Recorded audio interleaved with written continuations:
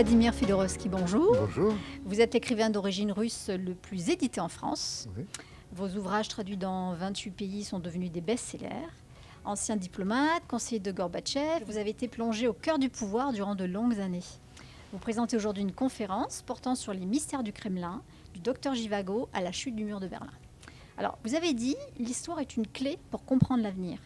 Quels enseignements pouvons-nous tirer 100 ans après la révolution russe de 1917 ? C'est une réflexion assez grave. Je pense que les nations ne sont pas immortelles et les nations peuvent se suicider. Il n'y avait aucune raison que la Russie a fait ça et finalement ça a déclenché une sorte d'avalanche. Ça a provoqué d'une part l'enthousiasme, d'autre part ça a provoqué un désastre parce que Lénine, Trotsky et Staline, c'est beaucoup de victimes, c'est 25 millions. Alors, est-ce que c'était inutile? Pour ma part, je reste persuadé. C'est un grand débat en Russie. Vous avez posé une vraie question. Est-ce que la révolution était productive, elle était nécessaire, ou est-ce qu'on aurait pu éviter ça? Et pour ma part, je pense qu'on aurait pu éviter ça si les Russes n'ont pas décidé de se suicider. Alors, on commémore cette année les 30 ans de la chute du mur de Berlin, qui marque la fin de l'ère communiste et de la guerre froide. En votre qualité de diplomate, comment avez-vous participé à ce processus ? C'était un processus assez extraordinaire parce qu'on est sorti de la guerre froide, mais c'était un processus assez volontaire. On a voulu changer le monde. Ça ne s'est pas passé comme ça. Et comme résultat, nous vivons aujourd'hui une sorte de retour de la guerre froide dans la réalité. Pour ma part, je considère que nous vivons un des moments les plus dangereux de l'histoire de l'humanité. Vous savez, pendant la guerre froide, il y avait une sorte de règle. Et il n'y avait pas de mélange entre la propagande et la politique réelle. Et puis c'était des grands professionnels, je les ai connus, c'était Gromyko ou Kissinger, tous ces gens-là, ils ont géré ça, on a évité la guerre. Et après le post-communisme, c'était une sorte de triomphe, j'ai failli dire de l'idiotie diplomatique, mais sinon, en tout cas de conformisme diplomatique. Et ça a provoqué la situation qui est aujourd'hui. Et aujourd'hui, il y a une confrontation. Si on analyse le conflit par conflit, c'est quelque chose de très dangereux. Alors, c'est pour ça qu'il faut revenir à cette période, parce que c'était une période, la chute du mur, assez extraordinaire. J'ai connu ces personnages qui ont participé à ça. Il y a des Russes comme Gorbatchev, mais Shevardnadze, géorgien, il y a Jean-Paul II, il y a Mitterrand. Tout ça, c'est les gens qui ont quand même marqué l'histoire. Il faut revenir et tirer les enseignements de ça. Alors le Kremlin à Moscou, c'est le cœur de la Russie. Comment est-il devenu le symbole du pouvoir russe ? C'est une longue histoire. Symbole du pouvoir russe, c'est devenu encore suivant le terrible. Et puis ça a continué avec les tsars, et après ça a continué avec les tsars rouges, avec Staline, tout ça. C'était beaucoup de décisions. Et le Kremlin, il y a là-dedans deux aspects que j'évoquerai dans les conférences. Il y a un aspect, je dirais, roman noir du pouvoir. C'est la réalité qui dépasse la fiction. C'est des choses inimaginables. Et d'autre part, ça permet de réfléchir sur ce qui se passe aujourd'hui dans le monde, etc. Parce que le monde aujourd'hui, sérieusement parlant, c'est dans l'impasse. Et on a construit autrefois un système qui était le système avec les fusibles, avec les accords, etc. Tout ça ramène au Kremlin de l'époque de Gorbatchev. Et après, tout ça, c'était foutu en l'air. Maintenant, on est dans la diplomatie de tweet. Les gens mélangent la propagande et la politique réelle, beaucoup d'amateurisme, et ça donne ce que ça donne. Alors, vous voyez, d'une part, c'est intéressant de raconter le roman noir, et d'autre part, c'est bien de réfléchir sur ce qui s'est passé. Alors, vous parliez de tweets, justement. Contrairement à de nombreux présidents étrangers, Vladimir Poutine ne tweete pas. Vous avez qualifié la diplomatie du tweet je vous cite, de situations les plus dangereuses de l'histoire de l'humanité. Alors expliquez-nous vos inquiétudes à ce sujet. Mais Poutine ne tweete pas, mais il a sa part de responsabilité. Tout le monde a sa part de responsabilité dans ce qui se passe. Parce que, vous comprenez, Poutine c'est un calculateur au moins, mais maintenant les gens ne calculent pas. Le drame de la situation d'aujourd'hui, que les gens ne prévoient pas comment va se passer. Tout est dans le court terme. Ils pensent plus à leurs élections qu'à d'autres choses. Et puis, ça me fait quand même... Je suis assez gêné par rapport à ça. Quand j'ai parlé de la diplomatie de tweets, j'ai pensé surtout à cet amateurisme, l'absence de professionnalisme, le manque de calcul. Et finalement, ça donne le truc classique, vous comprenez. Moi, je critique parfois Poutine, etc. Mais le problème là-dedans, c'est que, par exemple, le résultat... Je me souviens, j'ai édité la première biographie d'Obama, autrefois, dans ma collection, et je remets aux Américains cette première biographie, Obama, et puis ils disent... Mais c'est très, très simple, Vladimir, c'était en 2014. On va faire maintenant les sanctions contre la Russie, et puis les Russes ils vont vivre mal, et après ils vont virer Poutine. Et j'étais presque gêné par rapport à ça. Je regarde, il y a un très grand ambassadeur américain, ils ont aussi les grands ambassadeurs. On se regardait et on s'est compris, c'était pas ça. Ils ont fait les sanctions, pourquoi ils calculent mal? Ils ont fait les sanctions, les Russes vivent moins bien, et Poutine n'a jamais été si populaire. Alors vous comprenez, le calcul est mauvais. Le problème, c'est un calcul. Je n'y vois pas d'inconvénient si ça a marché, mais ça ne marche pas. Et pour revenir à ça, j'ai dit à cet ambassadeur qui était présent, il faut qu'Obama relise Tolstoï, parce que la réaction, les Russes, vous faites plus pression sur eux, ils réagissent tout d'abord, c'était historiquement comme ça, et d'autre part, ils font, le résultat de ça, c'est qu'ils ont poussé la Russie dans les bras de la Chine, c'est une bêtise.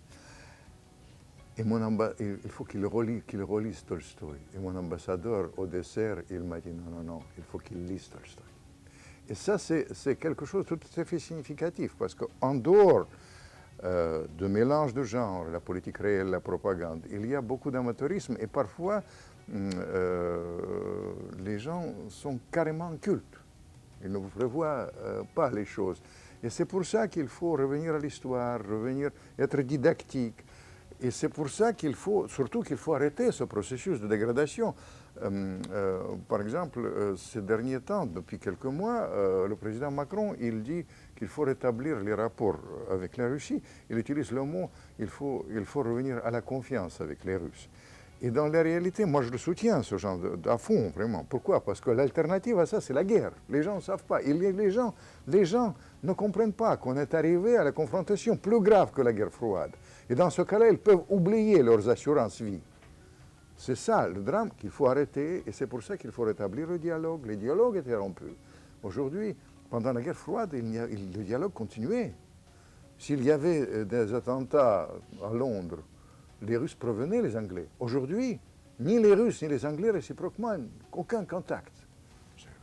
Dans quel monde on vit? Il faut arrêter, rétablir le dialogue, avoir la possibilité d'action. Tout ça, c'est les vraies préoccupations. Et surtout, penser franchement aux jeunes, aux plus jeunes, à nos petits-enfants, à leur avenir, et parfois aussi à vos assurances-vie. Alors, Poutine est depuis 19 ans au pouvoir. Il ne pourra plus se représenter aux élections de 2024. Est-ce qu'on doit s'attendre à une guerre de succession, selon vous? Bien sûr, c'est la guerre de succession, c'est une grande faiblesse pour Poutine et historiquement pour le Kremlin. C'est très marrant pour moi comme écrivain, très intéressant à décrire la guerre de succession. Vous n'avez pas si bien dire, je vais faire un livre, les successions, la guerre de succession, pour raconter les guerres de succession qui ont été menées et pour raconter ce qui se passe. Poutine, c'est une grande faiblesse. Il y en a plusieurs, notamment la malédiction du pétrole, mais la grande faiblesse de Poutine, c'est justement ce problème, c'est qu'il travaille avec les mêmes gens. L'autre jour, le Figaro m'a demandé, est-ce qu'il est comme Staline? J'ai dit non, il est plus comme Brezhnev ou Khrouchtchev. Mais Brezhnev, que j'ai connu, il a travaillé toujours, un personnage très intéressant d'ailleurs, mais il a travaillé humainement, il était affable, il travaillait avec les mêmes gens. Et comme résultat, c'était un désastre après, parce que le désastre se passe là. Et chez Poutine, c'est une très grande faiblesse. Il aime bien travailler avec les mêmes gens et sa succession n'est pas préparée. Il y a, ça c'est plus généralement une réflexion par rapport à ce qu'on vit même en Europe, etc. Il faut, pour assurer la succession, il faut avoir un vrai débat d'idées. L'opposition, c'est assez dangereux même pour vous. Parce que vous pouvez créer une vraie fausse opposition. Vous dire, voilà, soit Le Pen, soit moi. Mais dans ce cas-là, il n'y a pas de ça. Et Poutine, il a créé la situation quand il y a une vraie fausse opposition. Envers lui, il n'y a pas de réflexion autour, intermédiaire. Et ça, c'est assez important de voir ça. Vous voyez, on raconte le Kremlin, mais ça nous fait réfléchir sur la manière de gérer, la manière de vivre le pouvoir, etc. Et pour Poutine, vous avez raison, la guerre de succession, on peut s'attendre à ça. Alors on assiste actuellement à la création d'une alliance économique et militaire entre la Russie et la Chine, anti-occidentale. Est-ce que c'est dangereux pour l'Occident, mais est-ce que ce n'est pas aussi dangereux pour l'intérêt national russe? Évidemment, évidemment, c'est dangereux. Je vais vous raconter, j'ai un ami qui a disparu aujourd'hui, parce que j'ai connu depuis plus de 40 ans Jacques Chirac. Et il m'a raconté, il voit Deng Xiaoping.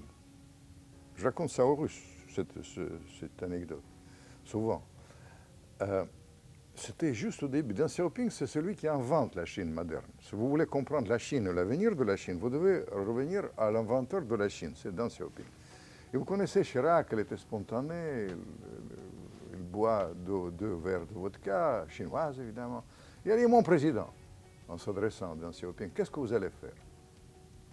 Il a dit, nous allons faire deux enfants dans la famille chinoise. 2 enfants dans la famille chinoise. Chirac, avec sa spontanéité que j'aimais tant, il dit, mon président, vous allez exploser. Et l'autre a dit, non, nous avons les provinces du Nord, la Sibérie, donc la Sibérie. C'est-à-dire, l'inventeur de la Chine moderne, il a pensé à l'époque.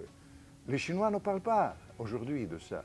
La fatigue diplomatique occidentale, il a fait pousser la Russie dans les bras des Chinois, vers la création de l'alliance économique et militaire avec la Chine.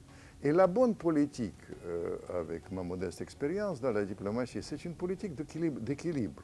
Évidemment, les Russes, vous avez poussé les Russes vers l'alliance avec la Chine, et elle va continuer avec l'Asie. D'ailleurs, les Russes aujourd'hui ne veulent plus l'Europe. C'est un grand danger aussi pour nous. Ils disent l'Europe, non, non, non. Ils sont en train de s'islamiser, ils ont vendu leurs valeurs. Ils veulent l'Asie comme continent d'avenir. Mais l'orientation unilatérale sur l'Asie, c'est un danger pour les Russes. La politique rationnelle, la politique de l'intérêt national, et je pense que de l'intérêt de la paix dans le monde, c'est l'aigle bicéphale, une tête qui regarde l'Europe et une tête qui regarde l'Asie. Et c'est pour ça qu'il faut équilibrer ça. Et c'est pour ça que, vous savez, moi je vends tellement mes livres que je ne me mêle plus de la politique. Mais pour une fois, je suis devenu vraiment un très grand partisan de l'établissement du dialogue avec la Russie. C'est l'intérêt national de la Russie, l'intérêt de la paix et l'intérêt de la France, parce que la France est écrasée aussi par l'Allemagne, par le poids économique allemand, etc.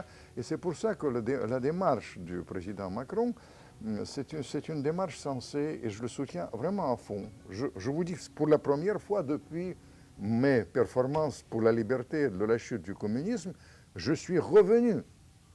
Et je parle, l'autre jour, j'ai parlé 15 fois à la télévision le même jour. Pourquoi? Parce que j'ai pensé à la paix dans le monde. J'ai pensé à l'intérêt national russe et à l'intérêt national français, et je suis francophile, et l'intérêt dans le monde. C'est pour ça qu'il faut équilibrer les choses, vous comprenez? Et le danger, et je ne suis pas certain qu'on va récupérer ça. Parce que c'est irréversible. Parce que quand je parle avec l'élite russe, surtout autour de Poutine, Poutine il est plus modéré sur ce plan-là, puisqu'il a plus d'expérience, etc. Mais il y a beaucoup de gens qui pensent que de toute manière, ça suffit. Ils continuent à nous donner des leçons, ils ne comprennent rien. Tout ça, l'Asie et pas l'Europe qui est en train de s'islamiser. Alors, vous comprenez, et moi je suis contre ça, rétablir le dialogue et vraiment renouer avec la grande tradition des gens qui ont été... Moi, j'ai eu de longues conversations avec Mitterrand, par exemple. Évidemment, j'étais ami de Chirac. Avec Chirac, il y a l'héritage de Gaulle. C'est l'Europe de l'Atlantique à l'Oural, disait de Gaulle. Mais le président Macron, il dit aujourd'hui l'Europe de Lisbonne à Vladivostok. Et ça, je pense qu'il faut renouer maintenant. Je ne suis pas certain qu'on va réussir, mais c'est la seule façon vraiment de rétablir la sécurité en Europe, mais surtout de lutter pour la paix dans le monde. Vladimir Fedorovski, merci infiniment pour cet Un entretien. grand plaisir.